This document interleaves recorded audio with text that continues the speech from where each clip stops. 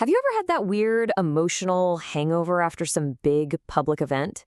You know, that feeling you just can't quite put your finger on? Well, that's exactly what we're going to get into today. It's such a specific kind of feeling, isn't it? The news cycle turns on, the big crisis seems to be over, but inside you just feel stuck. Let's really unpack why your body might still be on high alert. So, okay, what is this unnamed feeling? It's time we gave it a name. What you're likely feeling is collective stress. See, even if your life wasn't directly upended, you can feel the ground shifting under everyone's feet. That low-grade anxiety or that fatigue you just can't explain, yeah, that's probably your body processing a loss that we're all sharing. You know, I think we really need to redefine what grief looks like these days. We expect it to be this big, dramatic thing with tears over a specific personal tragedy. But honestly, so often it just shows up as this confusing, unnamed weight. You're not necessarily sad, you're just heavy, disconnected. You're grieving something you literally can't name. And listen, it is so important to hear this. You are not overreacting.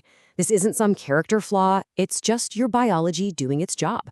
Your body is having a totally logical, physiological response to a world that feels really uncertain. This is not a personal failure. But here's the thing about this unnamed feeling. It doesn't just stay quiet. It actually tends to show up in disguise. And it can affect our behavior in some really surprising ways. Do any of these sound familiar? A much shorter fuse, maybe? Getting stuck in that endless doom scroll on your phone? Or maybe you're just burying yourself in work, just so you don't have to feel anything. These aren't just random bad habits. They're actually coping mechanisms for a grief that has nowhere else to go. It's your system just trying to process what's been left unprocessed. And please, remember this one. It's so easy to downplay what you're feeling by saying, well, everyone's going through it. But a shared pain doesn't make your personal experience any less real. Your pain is valid, it absolutely matters, and it deserves your attention. Okay, now we're getting to the absolute heart of it. What happens when this unnamed feeling finally finds a voice? Well, a lot of the time, that voice sounds a lot like anger. I want you to just let that sink in for a second. What a powerful way to think about it, right? Anger is almost never the primary emotion. It's the protector. It's the one that rushes to the front lines to defend that much more vulnerable, tender pain of loss that's hiding behind it. And that's the dynamic right there. When grief feels unsafe or it just has no healthy outlet, it doesn't just vanish. Nope. It morphs into something that feels more powerful, more active, and way less vulnerable. Grief that isn't allowed to cry eventually learns to shout. And all of a sudden, the world starts to make a little more sense, doesn't it? The constant arguments you see online, that heightened political rage, it's often not even about the specific thing people are yelling about.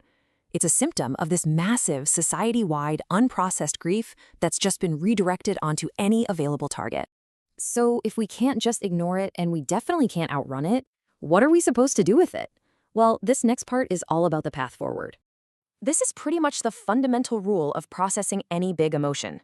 Trying to suppress it or just get over it is like trying to hold a beach ball underwater. You know what happens, right? Eventually, it's going to pop back up and with way more force. The only way out is through. So how do we actually do that? Well, it's kind of like a three-step process. First, just acknowledge it. Simply name the feeling. I am feeling grief. Just saying that can start to calm your nervous system down. Second, translate it. When that anger flares up, get curious. Ask yourself, what's the loss under this? What hope just died for me? And finally, just allow it. Give the feeling permission to move through you without judging it, kind of like watching a cloud pass in the sky. And you know what? Once we start moving through it instead of fighting it, something pretty incredible starts to happen. We actually get the chance to rebuild. This is so often the real root loss. It's not just about an event or an outcome we didn't want. It's the death of a story we were living inside of. It's the loss of an illusion about our country, our future, or even our own sense of safety. Now, this is such a powerful reframe because disillusionment feels like failure, doesn't it? But what if it's actually an awakening? It's the painful, yes, but totally necessary process of seeing the world as it really is. And that kind of clarity, well, that's its own kind of power. And here it is. This is the opportunity that's hidden inside all that pain. When the old structures crumble, you're basically left with cleared ground, and you get to decide with brand new clear eyes what you want to build in its place. Loss has a way of clarifying your values like nothing else can, and it gives you this incredible chance to rebuild a life and a worldview that are stronger and way more authentic. And so this is the question we're left with. It's so tempting to just want to go back to the person you were before all this.